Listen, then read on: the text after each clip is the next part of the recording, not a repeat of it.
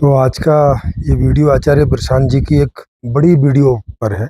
लोग कहते रहते हैं मुझे कई बार कि आप उनके शॉर्ट वीडियो पे वीडियो बनाते हैं और उसका कुछ का अर्थ कुछ लगाते हैं। तो आज मैंने उनकी आधा घंटे की एक वीडियो ली है और उसका मैं बना रहा हूँ। मतलब सबसे एक ही निकलता है। वो चाहे आप उनकी 1 मिनट की वीडियो ले लो, 5 की ले लो, आधे घंटे की ले लो, 1 घंटे की ले लो, और चाहे उनकी 25 किताबें सुन लो। इस वीडियो में वो खुद भी ये स्वीकार कर रहे हैं कि उनकी बहुत सारी वीडियो देखने के बाद भी लोगों को ऐसा लगता है। और उनके इस वीडियो का लिंक आपको यहाँ आई बटन पे मिल जाएगा। वीडियो में कह रहे हैं क्योंकि किसी ने कोई सवाल पूछा है सिस्टम के बारे में, लोगों के बारे में। तो उनके इस वीडियो का टाइटल भी है कि इस सिस्टम को सुधारो नहीं बल्कि पूरा ही गिरा दो। टाइटल तो ऐसा है, लेकिन अंदर वो वीडियो में क्या कह रहे हैं वो समझने जैसा है। और उससे हम देखें कि ये किसी नेगेटिविटी में जा रहे हैं या क्या कर रहे हैं, क्योंकि ऐसा खुद आचार्य प्रशांत जी का ही मानना है इस वीडियो में कि उनकी वीडियो को देखकर अधिकतम लोगों को यही लगेगा कि ये आदमी बहुत नेगेटिव है। माने आचार्य प्रशांत जी बहुत नेगेटिव हैं, ऐसा ही उन्हें लगेगा। ऐसा आचार्य प्रशांत जी को भी लगता है कि उनकी बातों से ऐसा लगे। अब कुछ अध्यात्म के नाम पे कुछ ऐसा है कि जो कुछ थोड़े से लोगों को समझ में आता है, अधिकतम को नहीं आ रहा है। देखें, उनकी जो बातें हैं उन्हीं को समझने का प्रयास करते, देखते हम लोगों को भी समझ में आती हैं या नहीं आती। तो वो कह रहे हैं कि से एक आदमी ने सवाल पूछा, उसने बोला कि आप ऐसे कर्म करने की बात करते हो जिसमें 3 कंडीशंस हैं कि पैसा ना भी दें तो भी हम करेंगे। माने कोई ऐसा काम कि जो अगर कोई हमें उस काम करने के पैसे ना भी दे तो भी हम उस काम को करें तो वो अच्छा काम होगा इनके हिसाब से। दूसरी कंडीशन कि अगर सोसाइटी की इमरजेंसी हो, है ना, सोसाइटी में कोई इमरजेंसी हो गई है और उस इमरजेंसी को दूर करने के लिए हम कोई काम करें तो उसे ये काम बोलेंगे, कर्म बोलेंगे। तीसरा है कि वो कार्य अपने स्वार्थ से जुड़ा हुआ नहीं होना चाहिए।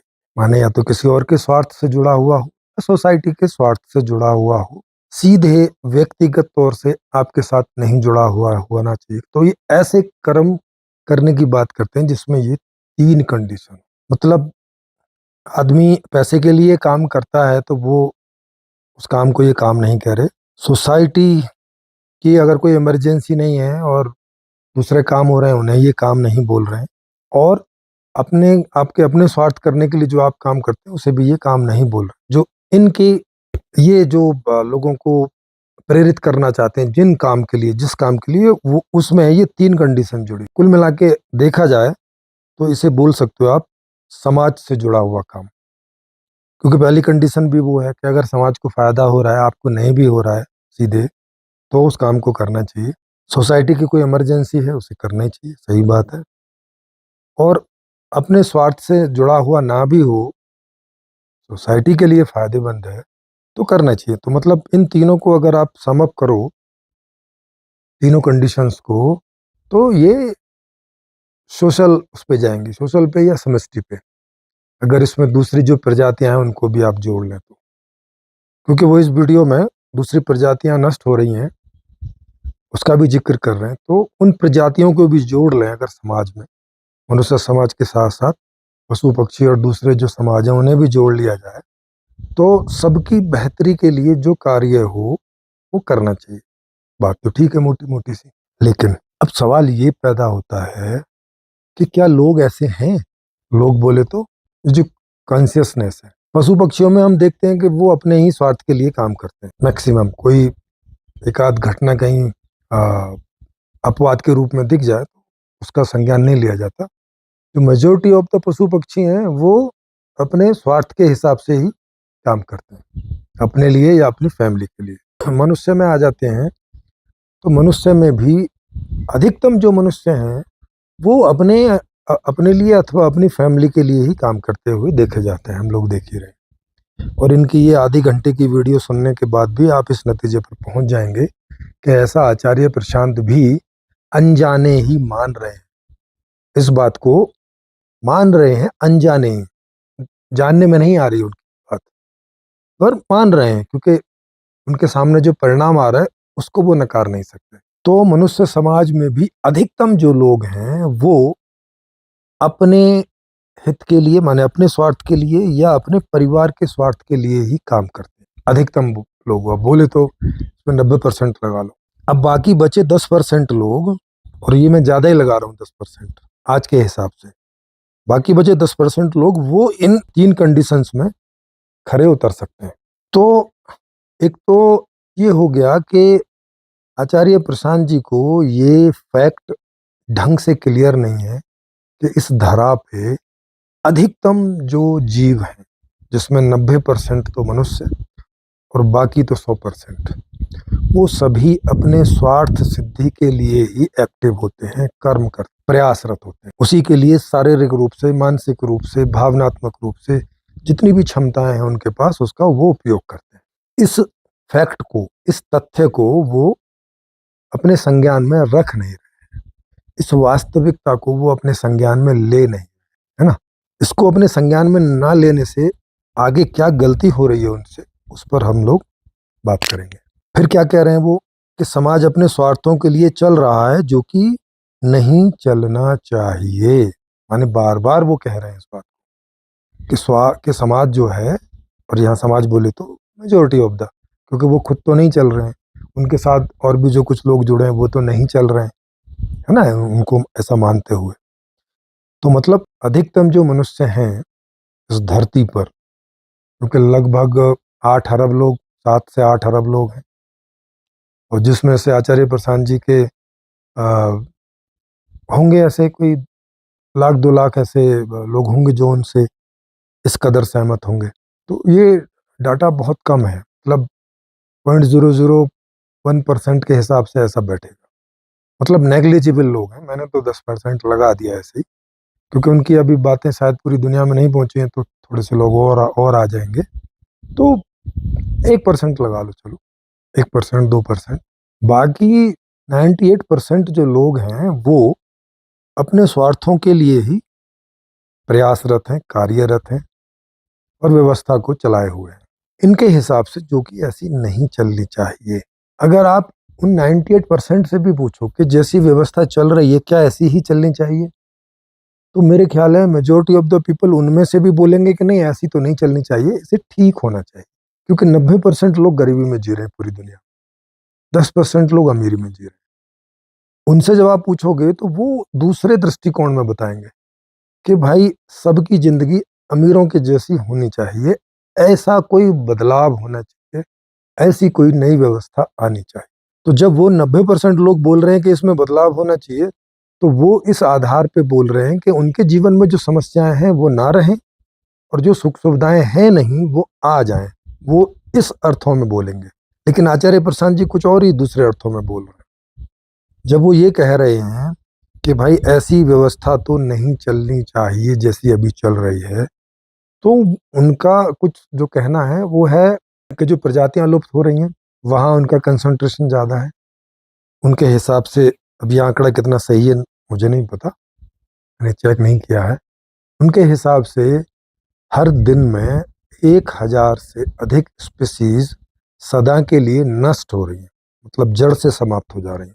1000 हर दिन, तो 365 दिनों में और फिर सालों में, मतलब बड़ी मात्रा में एक्सटिंक्ट हो रही है, माने जड़ से समाप्त हो रही है, मतलब सदा के लिए, अब वो दोबारा से कभी नहीं आएंगे। उसके ऊपर ध्यान है। दूसरा एक उन्होंने जैसे सब्जी वाले का एक उदाहरण लिया था कि भाई सब्जी वाले से भी जाके पूछोगे तो वो भी बोलेगा कि भाई जैसी चल रही है ऐसी तो चलने दो, इसे बेहतर कर सकते हो तो बेहतर करो। और जब सब्जी वाला बेहतर करने की बात कर रहा है तो वो ऐसी बात कर रहा है कि जैसे अमीर आदमी जी रहा है, भाई मुझे भी जीने को मिलना चाहिए, है ना, वो सुख सुविधाएं मुझे भी मिले और मुझे जो दुख दुविधाएं हैं वो ना मिले। वो तो इस आधार पे कह रहा है, वो कह रहा है कि व्यवस्था तो होनी चाहिए, क्योंकि बिना व्यवस्था के तो और स्थिति खराब हो जाएगी। बिना व्यवस्था के ना वो सब्जी उगा पाएगा ना बेच पाएगा, उसका जीवन कैसे चलेगा, माने वो तो और ज्यादा खराब हो जाएगा आज से। अगर आप उसको ऐसा बोलते हो कि नहीं ये जो व्यवस्था चल रही है इसको तो नष्ट करो, अगर आप उसे ये नहीं बताते कि चलो इसे तो नष्ट करें मगर इसके ऑल्टरनेटिव में क्या लेके आए, तो जैसे ही ऐसा पूछा जाता है तो आचार्य प्रशांत जी भड़क जाते हैं, कहते हैं कि ऑल्टरनेटिव ना पूछो, ऑल्टरनेटिव ना पूछो, अभी जो खराब चल रहा है इसे रोको पहले। भाई सवाल तो यही है, क्योंकि जब समाज है तो उसे चलने के लिए एक व्यवस्था की दरकार होती है। बिना व्यवस्था के कोई समाज चल नहीं सकता, सरवाइव नहीं कर सकता। तो अगर इस व्यवस्था को रोक दिया जाए, फिर तुरंत ही सवाल उठेगा ना कि अब आगे क्या। उसका जवाब इनके पास है नहीं व्यवस्था के रूप में, और ये कहते हैं कि उसकी जरूरत भी नहीं है। उसमें हम आगे आएंगे अभी। वो कह रहे हैं कि दुनिया जैसी अभी चल रही है इसी को पाप कहते हैं। थोड़ा सा देखा जाए कि चलो उद्योग वगैरह तो अभी आ गए हैं, ये पेट्रोल डीजल और ये वातावरण जो जिसमें प्रदूषण मुख्य है, तो प्रदूषण रूप से जो खराबी आ रही है ये तो अभी मुश्किल से 150-200 साल की देन है। इसके पहले तो इस तरह के ना कोई उद्योग थे ना कुछ था, खेती बाड़ी थी और उसी में लोग जीते थे। तब भी 90% से ज्यादा लोग गरीबी की हालत में जीते थे, तब तो गुलाम भी होते थे। अब तो कम से कम उस तरह के गुलाम नहीं है। उस समय तो ज्यादा हालत खराब थी, तब तो ये पर्यावरण की प्रॉब्लम थी नहीं, है ना। तो क्या ये उसी व्यवस्था की बात कर रहे हैं कि वैसे ही हो जाओ? नहीं, आप नीचे जाके देखेंगे कि नहीं, व्यवस्था के मामले में इनका कोई क्लियर आइडिया नहीं है। जैसे पूछते हैं कि भैया चलो सब्जी वाला भी इसमें फंसा हुआ है, अंबानी भी फंसा हुआ है, हमारे पड़ोसी भी फंसे हैं, हम भी फंसे हैं, सब इस व्यवस्था में फंसे हुए हैं। मान लिया आपकी बात, लेकिन अब इससे और आगे क्या बेहतर हो सकता है, इस पर भी वो बोलते हैं आचार्य प्रशांत जी के। इससे नेक्स्ट बेहतर का क्या मतलब है? पहले तो इसे रोको। पहले तो जो व्यवस्था चल रही है इसे रोको। रोको मतलब कैसे रोको? कैसे? क्या करें रोकने के लिए? जो सारे काम कर रहे हैं वो करने बंद कर दें। जो लोग व्यवस्था चला रहे हैं वो व्यवस्था चलानी बंद कर दें। जो खेती कर रहे हैं वो खेती करना बंद कर दें। जो दुकान चला रहे हैं वो दुकान चलाना बंद कर दें।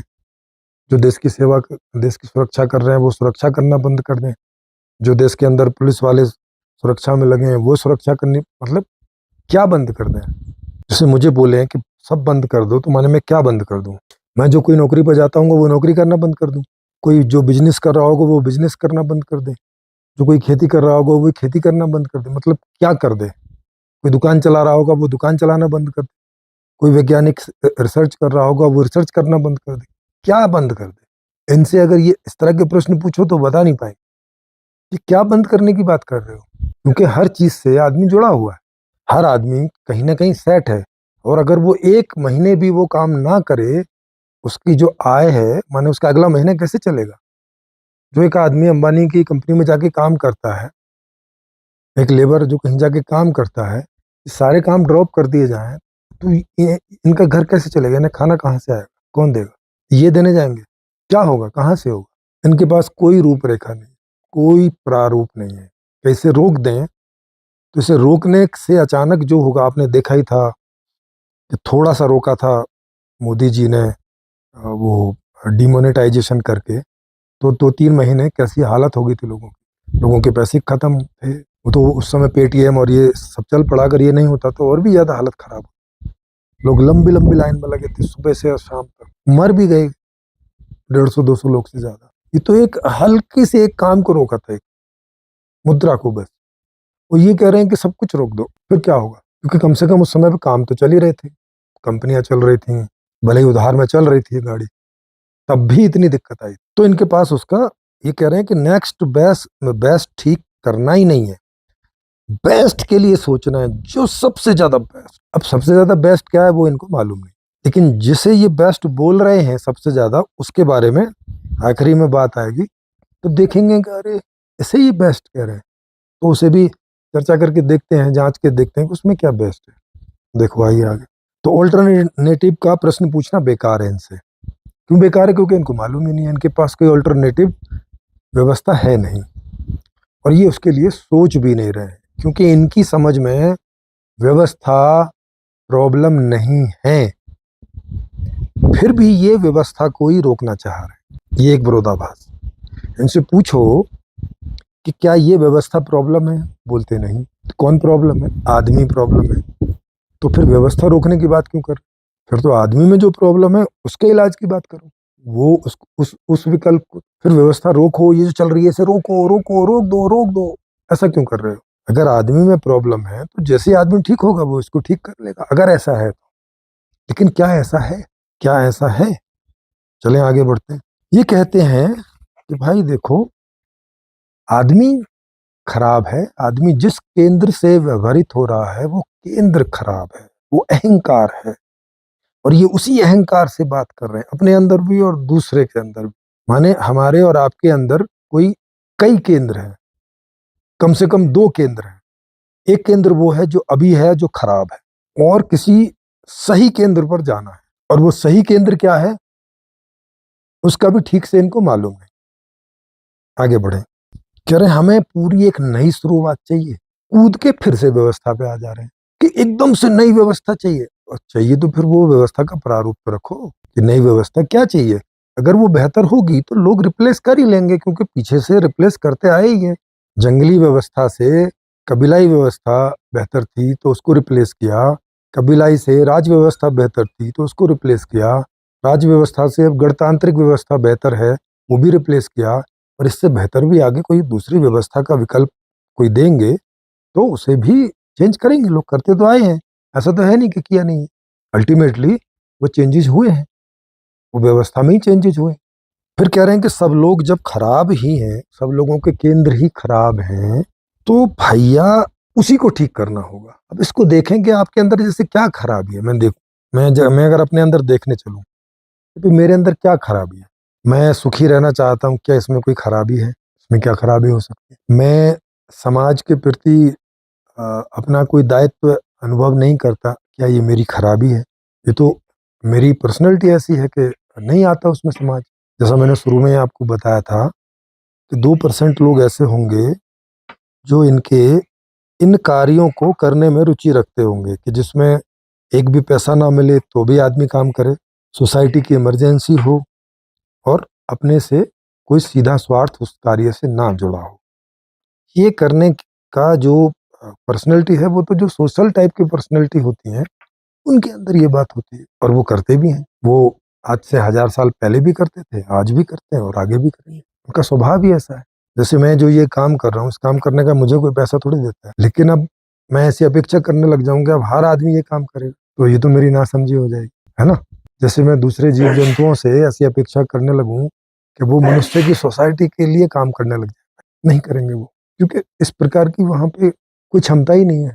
उनका अहंकार, और यहाँ अहंकार से मतलब है आपका व्यक्तित्व, ऐसा उनका है ही नहीं, पैदाइश ही नहीं है ऐसा। तो मनुष्य में भी जो कम से कम 70-80% से भी ज्यादा लोग या तो अपने स्वार्थ के लिए काम करने वाले होते हैं या अपने परिवार के स्वार्थ के लिए।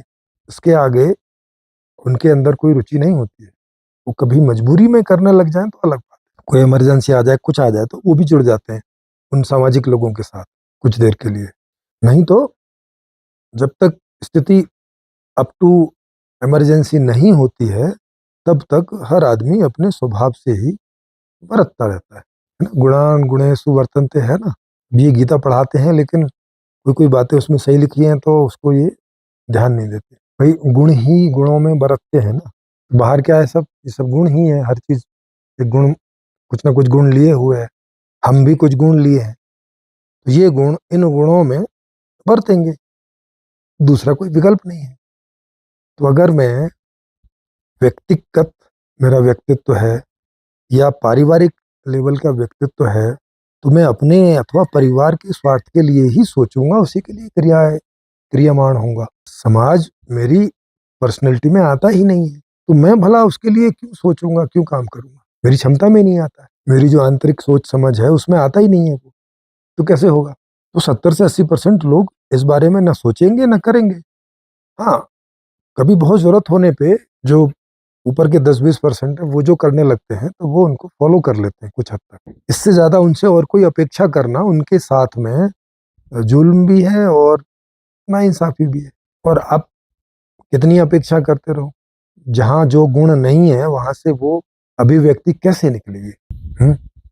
अंडे में से लौकी की अभिव्यक्ति कैसे निकलेगी? अंडे में से तरबूजे का स्वाद कैसे आएगा? क्योंकि अंडे का गुण अलग है, तरबूजे का गुण अलग है। तो वैसे ही जो अधिकतम लोग हैं वो या तो अपने स्वार्थ की पूर्ति के लिए कार्यरत होते हैं या अपने परिवार की। इससे ज्यादा अधिकतम लोगों की स्थिति होती ही नहीं है, बाई बर्थ नहीं होती है। तो अब उनसे ये अपेक्षा करना कि पहले ये उन सब लोगों को, उनके केंद्र को सुधारेंगे और फिर सब ठीक हो जाएगा, तो ये ऐसा ही है जैसे कि ना नौमन तेल होगा और ना राधा नाचेगी। मतलब ये जिस सॉल्यूशन की बात कर रहे हैं वो पॉसिबल ही नहीं है। ये ऐसा कह रहे हैं कि सारे अंडों को, मुर्गी के सारे अंडों को जब तक मैं तरबूजा और लौकी नहीं बना दूंगा तब तक ठीक नहीं होगा कुछ। अब ऐसा है नहीं, क्योंकि इस प्रकृति में सब रहता है। यहाँ अंडा भी रहता है, यहाँ तोरई भी रहती है, यहाँ लौकी भी रहती है, यहाँ करेला भी रहता है। ये प्रकृति बहुत बड़ी विविधता से भरी है। यहाँ नई स्पीसीज आती रहती हैं, पुरानी जाती रहती हैं। कई स्पीसीज नष्ट हो जाती हैं, कई स्पीसीजों का जन्म भी हो जाता है। अब इन्होंने बताया तो पीछे कि एक दिन में 1000 प्रजातियां नष्ट हो रही हैं, लेकिन अब ये इनको नहीं पता कि कुछ पैदा भी हो रही होंगी, क्योंकि जो पैदा हो रही है उन्हें विज्ञान जानेगा तब बताएगा। कोई आइडिया लगा के तो बता दिया कि जो नष्ट हो रही है। दूसरा कि इस प्रकृति में हर चीज एक, मतलब कोई भी प्रजाति को एडजस्ट करने के लिए एक टेम्परेचर, प्रेशर और बहुत सारे जो फैक्टर हैं उनका एक समावेश चाहिए होता है।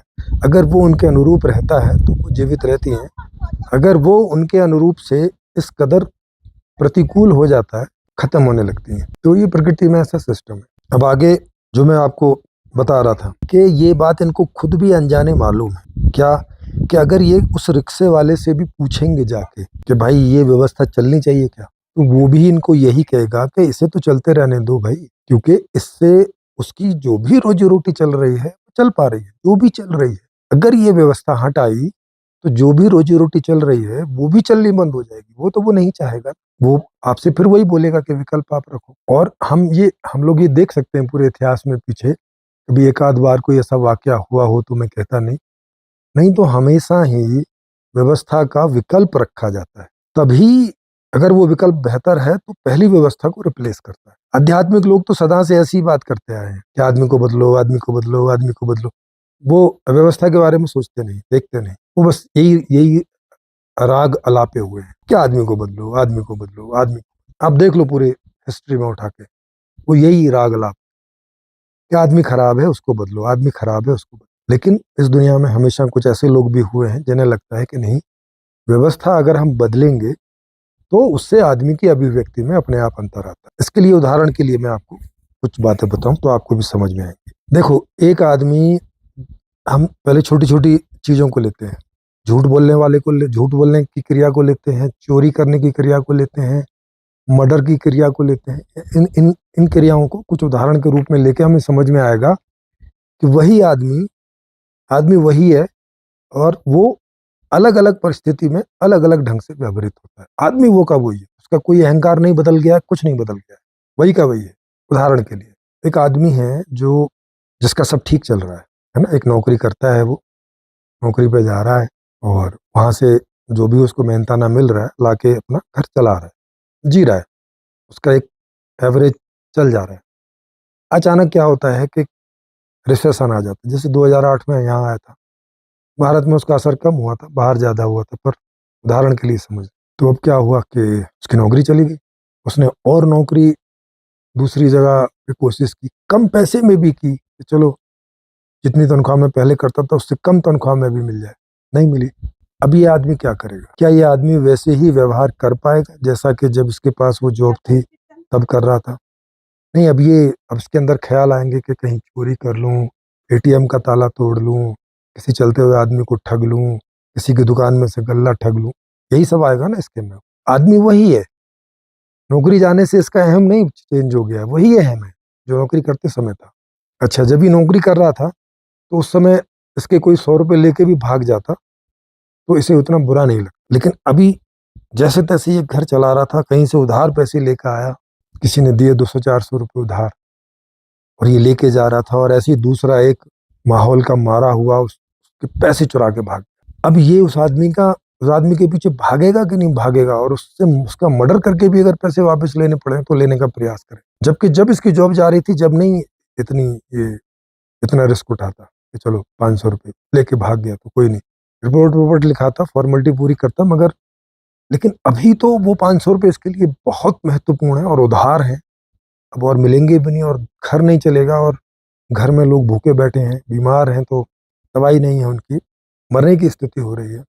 अब ये आदमी ऐसी स्थिति में झूठ भी बोल सकता है, चोरी भी कर सकता है, मर्डर भी कर सकता है, कुछ भी कर सकता है। वही आदमी है जो अभी कुछ दिन पहले नौकरी लगी हुई थी तो ठीक ठाक जी रहा था। ये उदाहरण है इस तरह के। आप खुद भी देखें कि आप भी जब कभी झूठ बोलते हैं तो किस लिए बोलते हैं? ऐसा तो है नहीं कि आप सुबह से शाम तक झूठ ही बोलते रहते हैं। भाई आपका ऐसा केंद्र है कि आपसे झूठ ही निकलता है। जैसे ये क्या कह रहे हैं? ये कह रहे हैं कि भाई तू रुमाल भी खरीदेगा तो गलत ही खरीदेगा, तू सांस भी लेगा तो गलत ही लेगा, तू कुछ खाएगा भी तो गलत ही खाएगा, तू कुछ करेगा तो गलत ही करेगा, क्योंकि तेरा केंद्र गलत है। क्या ऐसा है सच में? क्या आप सुबह से शाम तक झूठ ही बोलते हो? क्योंकि अगर आपका केंद्र गलत है तो आपसे तो झूठ ही निकलना चाहिए, सच तो कभी निकलना नहीं चाहिए। पर ऐसा तो होता नहीं। हम खुद देखते हैं कि हमसे दिन भर में कई बार सच निकलता है, कई बार झूठ निकलता है। और इसके कारण में भी हम जाना चाहें तो हमें पता चलेगा कि झूठ हम वहां बोलते हैं जहां या तो किसी समस्या से बचने का हमें लगता है कि झूठ बोल के बच सकते हैं, या कोई लाभ प्राप्त कर सकते हैं झूठ बोल के, तभी झूठ बोलते हैं।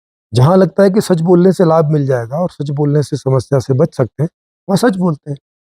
इसका मतलब है कि मेन मोटिव समस्या से बचना और लाभ की प्राप्ति के लिए ही हम चाहे सच बोलें और चाहे झूठ बोलें, उसी के लिए बोलें। दूसरा कोई मोटिव होता नहीं सच और झूठ बोलने का। सच इसलिए नहीं बोलते कि सच बोलना चाहिए, झूठ इसलिए बोलना बंद नहीं करते कि भाई झूठ नहीं बोलना चाहिए ना। ये दोनों सच और झूठ हमारे समस्या के बचने और लाभ पाने पर टिके हुए हैं। ये मीन्स है, माध्यम है, या तो किसी समस्या से बचने के लिए या तो किसी लाभ को पाने के लिए, जो हमारे जीवन का अभीष्ट है, जो लक्ष्य है कि अगर हम समस्या से बचेंगे तो मैं और मेरा परिवार दुख से दूर बचेगा, और अगर कोई लाभ प्राप्त करेंगे तो मैं और मेरा घर है वो सुख प्राप्त करेगा। तो जीवन का उद्देश्य तो ये है। जीवन का उद्देश्य ये थोड़ी ना है कि भाई साहब सच बोलो चाहे सर कटाना पड़े। ये कैसा सच है? ऐसा सच बोल के क्या मतलब हुआ कि सर ही कट गया? या ऐसा झूठ बोल के क्या मतलब हुआ कि उसमें भी सर कट गया? तो सच और झूठ को आप थोड़ा सा देखिए कि हम कब सच और झूठ बोलते हैं, किन स्थिति परिस्थितियों में सच और झूठ बोलते हैं, किनमें, किन स्थिति और परिस्थितियों में हम सच भी बोलते हैं और हम झूठ भी बोलते हैं, दोनों। और मेरा केंद्र नहीं बदल जाता है इतनी देर में। 24 घंटे के अंदर मेरा केंद्र थोड़ी बदल जाएगा। एक केंद्र, एक समय में बड़ा पुण्य आत्मा हो जाऊंगा और एक समय में मैं बड़ा पाप आत्मा हो जाऊंगा। ऐसे होता है क्या? 24 घंटे में हमारी कोई पर्सनैलिटी बदलती है? नहीं बदलती। तो माने मेरे अंदर से जो अभिव्यक्ति निकलती है, चाहे वो अच्छे रूप में निकले चाहे वो बुरे रूप में निकले, वो निर्भर करती है कि मेरे सामने स्थिति परिस्थितियां कैसी हैं, है ना? मेरे सामने स्थितियां परिस्थितियां कैसी हैं, उससे उस पर आधारित मेरे अंदर से अभिव्यक्ति निकलती। मतलब मेरी अभिव्यक्ति के लिए क्या चीज आधारित है कि मेरे सामने की स्थिति परिस्थितियां, और वो स्थिति परिस्थितियां किससे पैदा होती हैं? व्यवस्था से, जो उस समय की व्यवस्था होगी। तो अब आप मुझे बताइए कि कहाँ पे बदलाव करना चाहिए? मेरे अंदर। मेरे अंदर बदलाव करके मतलब क्या करेंगे? माने मैं खराब स्थिति में भी अच्छा ही व्यवहार करूं, ऐसा, और अपने आप को और अपने परिवार को बलिदान कर दूं, ऐसी अभिव्यक्ति चाहते हैं। क्या ये स्वाभाविक होगी? नहीं होगी स्वाभाविक। क्योंकि सामाजिक स्तर के लोग भी जब अपनी जान देते हैं समाज के लिए, तो ये कोई आदर्श स्थिति नहीं है। वो ठीक है कि उनका व्यक्तित्व वैसा है कि वो समाज के लिए जान दे सकते हैं, लेकिन उनकी जान समाज के लिए देनी पड़ी, क्या इसका कारण नहीं जानना चाहेंगे कि उसने क्यों दी? क्या इसे ऐसा सोच के कि आह आह क्या बात है, देखो इस आदमी ने समाज के लिए अपनी जान दे दी, अब इसकी पूजा करो, पुतले लगाओ, इसके गुणगान गाओ, और बाकी सारे लोगों से ऐसी अपेक्षा करो कि वो भी अपनी जान दें समाज के लिए? क्या ये सही अप्रोच होगा? यह अप्रोच ये सही होगा कि वो एक आदमी को जो इतना मूल्यवान भी था कि समाज के लिए काम करता था, उसकी जान ना जाती, उसके क्या कारण रहे? तो आप कारण देखेंगे तो व्यवस्था में ही आपको कारण मिले, लोगों में नहीं मिलेंगे। वो लोगों की वजह से नहीं मर गया, ऐसी व्यवस्था के द्वारा स्थिति परिस्थितियां ऐसी पैदा हुई कि उस व्यक्ति को अपनी जान देनी पड़ी। और उसके जान देने से भी कुछ खास होता नहीं है, क्योंकि जब तक व्यवस्था वैसी है, वैसी स्थिति परिस्थितियां लगातार पैदा होती रहेंगी और लगातार ऐसे सामाजिक लेवल के लोगों की जान जाती रहेगी। क्योंकि उसके नीचे वाले लोग तो अपनी जान देंगे नहीं, सामाजिक लोगों को ही जान देनी पड़ेगी। तो ये क्या अच्छा सिनेरियो है? बिल्कुल नहीं। तो फिर हमें क्या ठीक करनी चाहिए? हमें व्यवस्था ही ठीक करनी चाहिए कि जहाँ ऐसी खराब स्थिति परिस्थितियाँ ही पैदा ना हो कि किसी भी व्यक्ति को, किसी भी स्तर के व्यक्ति को, चाहे वो शारीरिक स्तर का व्यक्ति हो, चाहे वो पारिवारिक स्तर का व्यक्ति हो, चाहे वो सामाजिक स्तर का व्यक्ति हो, और चाहे वो सामष्टिक स्तर का व्यक्ति हो, किसी को भी अपनी जान ना देनी पड़े, किसी को भी किसी दुख से ना गुजरना पड़े। जान देना तो बहुत बड़ा दुख है। किसी भी लेवल के आदमी को अपने छोटे से किसी दुख से भी ना गुजरना पड़े, ऐसी व्यवस्था होनी चाहिए। और व्यवस्था कौन देगा? सीधी सी बात है, कोई बुद्धिमान व्यक्ति ही देगा। वो भी कोई हर आदमी तो दे नहीं सकता। चेतनावान व्यक्तियों में से ही कोई व्यक्ति जो व्यवस्था के बारे में नॉलेज रखता होगा, वही उसका प्रारूप देगा। जैसा कि मैंने दिया है, संपूर्ण समाधान एक नई व्यवस्था का प्रारूप है कि वो व्यवस्था इस प्रकार की है कि किसी भी लेवल के व्यक्ति के जीवन में कोई भी प्रकार के दुखद परिस्थिति कभी पैदा ही नहीं होगी, और फिर सबको अपने अपने लेवल पर अपना अपना योगदान देने के लिए स्वतंत्र रहेगा।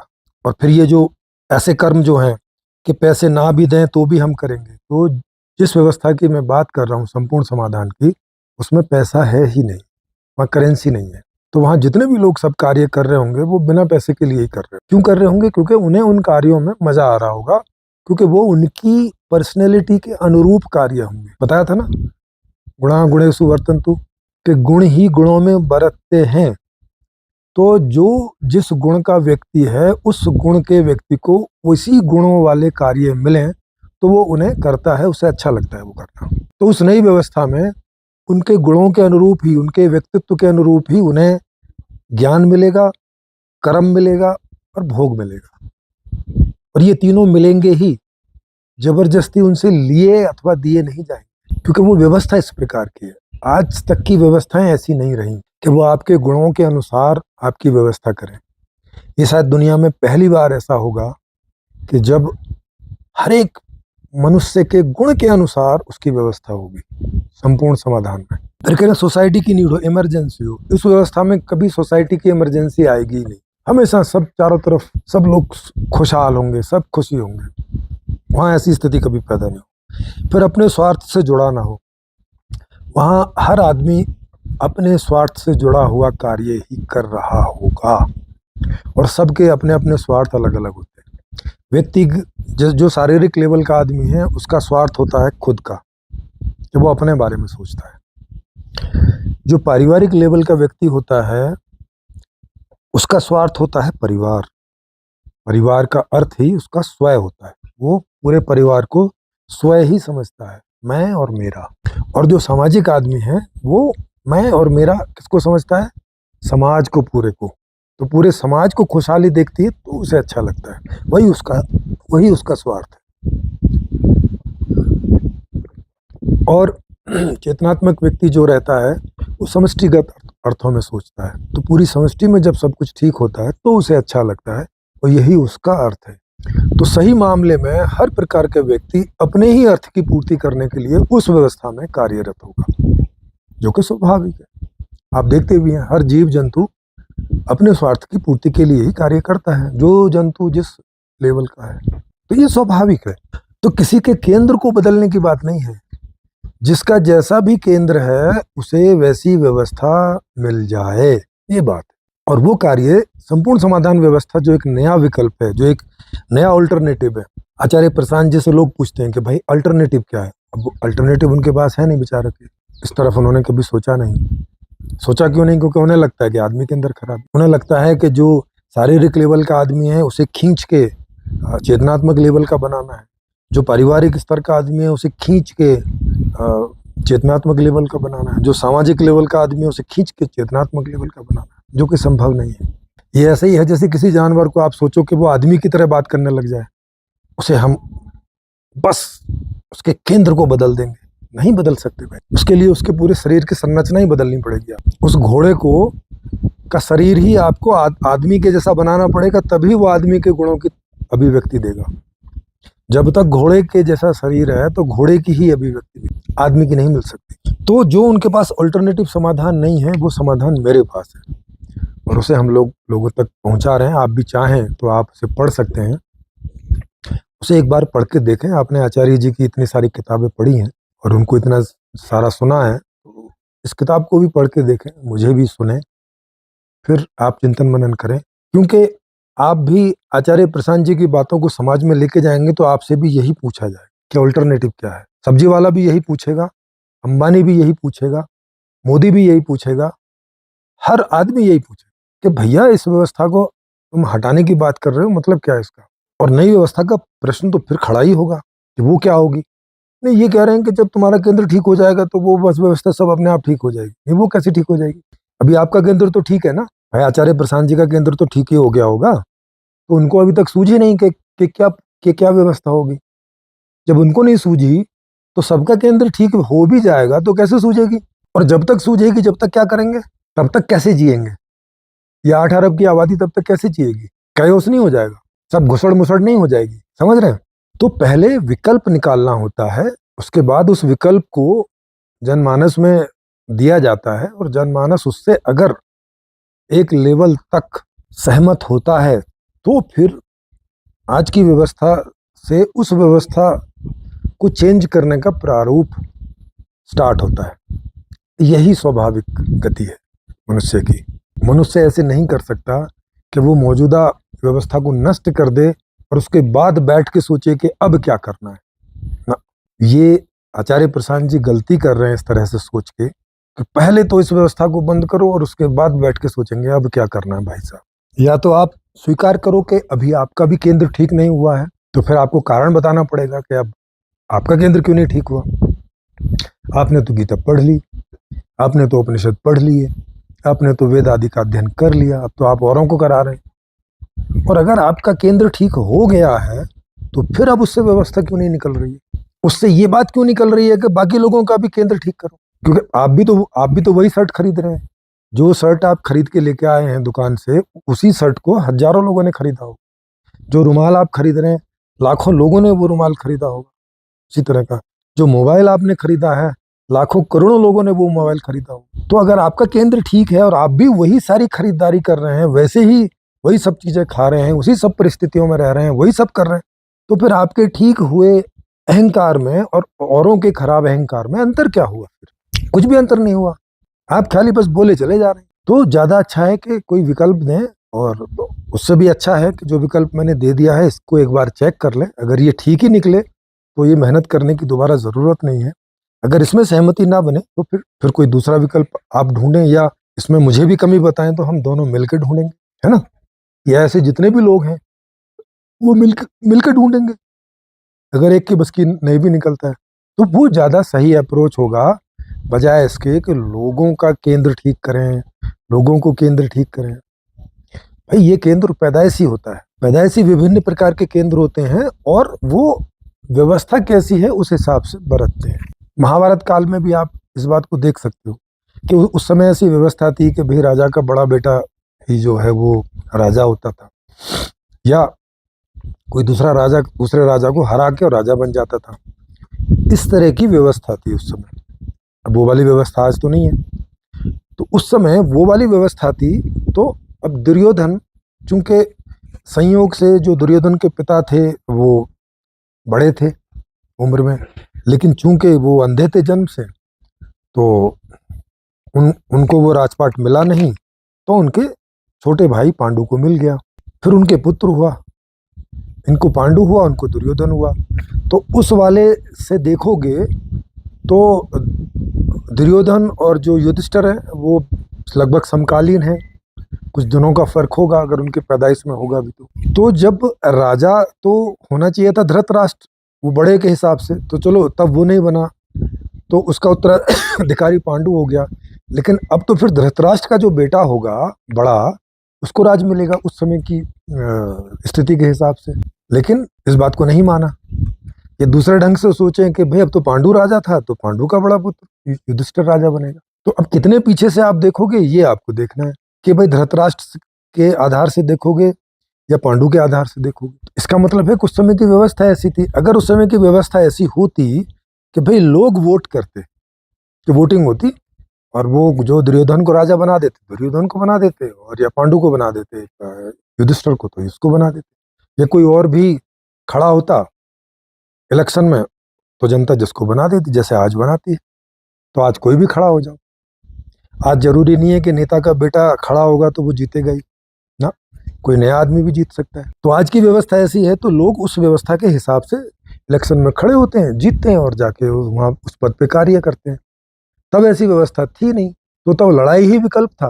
तो ये लोग लड़े, पांडु भी लड़े और कौरव भी लड़े।